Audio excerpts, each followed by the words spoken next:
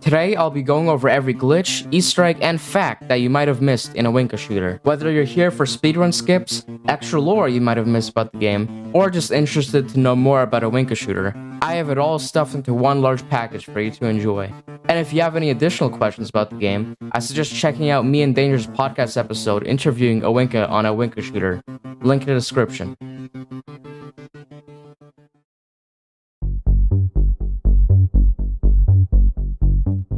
Starting us off, we have the most basic and probably most well-known glitch in the game, being that you can actually wall run or climb on most of the walls in the game. The climbing works best on 90-degree corners, but there are some walls that are completely flat that can support this. I've seen some people in gameplay videos think this was an intentional feature, but funnily enough, it was not. You can use this glitch to your advantage against hordes of beans and climb out of there for safety, or simply use it for fun, gliding around from wall to wall. This glitch will definitely be very useful in a lot of upcoming glitches I have to show. Speaking of wall run being useful, this next glitch allows you to skip the entirety of level 3's Bean City attack. You simply have to begin the level as you would. Flick the lever, open the door, climb up the building, etc. Once you've reached the top of the building and have jumped down into the fence-breaking tools store, exit the store, but do not enter back up the original building. This will trigger the waves of beans to spawn, which will make it a lot harder for this next part. Go past the bean shop in the tallest building and make it to one of the background structures.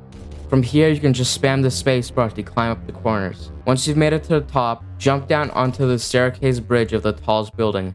You've now successfully skipped the bean horde and have your gun, which means you can break down the red door and shoot the sun, continuing the level. On the same topic of level 3, at the beginning of the level you can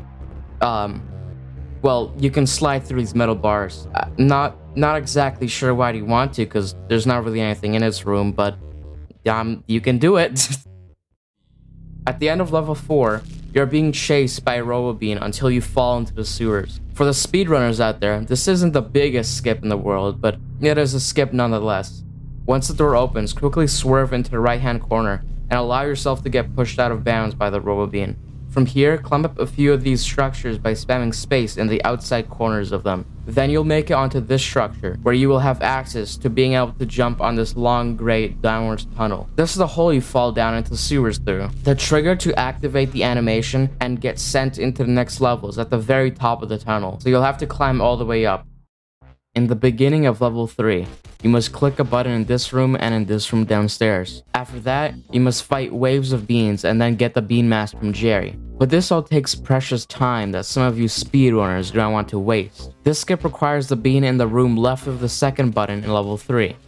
A regular anti-gamer measure will be located here. Simply walk up to this left corner and wait for the bean to catch up to you and push you into the wall. Once you're up here, there's two options to continue through.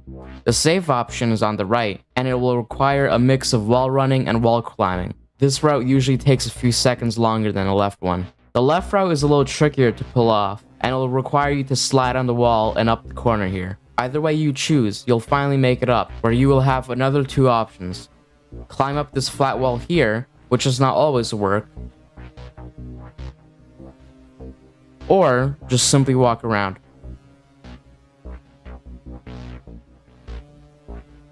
When you've made it up, climb up this corner and walk down this path, where you will eventually hit a trigger to get sent into Bean City. Alternatively, if you want to stay inbounds, but also want to skip some of the metro part of level 3, enter the train station and wait for the beans to spawn. Gather them to one side of the room and quickly run to the very right of these metal bars. The beans will likely push you through the fencing and onto the other side, where you will be home free. In level 2, if you head upstairs, you'll be met with a lone bean. If you run into the right corner of the glass window and wait for the bean to reach you, he'll knock you out of bounds. From here, you'll want to jump down to the giant flak array structure below, and then up the rising end of it. At the end, you'll find a lighter gray part which also creates a corner piece. Simply walk around here and you'll eventually get transported to the next level.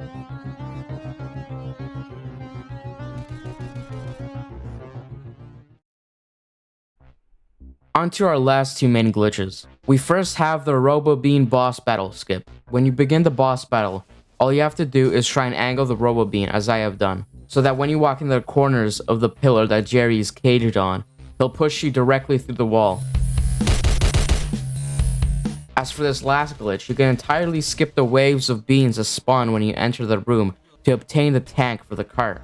When you enter the room and grab the tank, make sure that you take out all of the regular beans. I've never had this glitch work with regular beans, so they won't be needed for this. Wait for the advanced gamer measures to spawn and lead one of them up the stairs. Rest yourself in the inside corner of the exit door and allow yourself to get pushed through to the other side.